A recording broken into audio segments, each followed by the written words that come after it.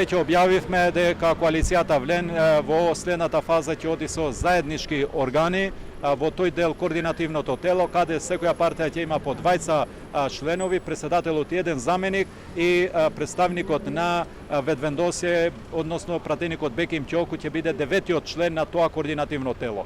Дополнително ќе имаме и комисија за кадровски прашања која ќе ги реши сите овие работи во делот на именување, разрешување и следење на работата на нашите функционери во владата и ќе имаме заедничка комуникација со медиумите, односно портпарол на коалицијата Влен. До локалните избори кога планираме да одиме заедно. Од резултатите на локалните избори ќе се види дали нели после тоа ќе одиме со следен чекор, нели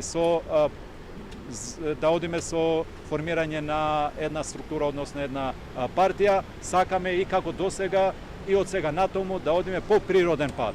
До сега комуникацијата е одлична, се надеваме дека и понатаму таква ќе биде.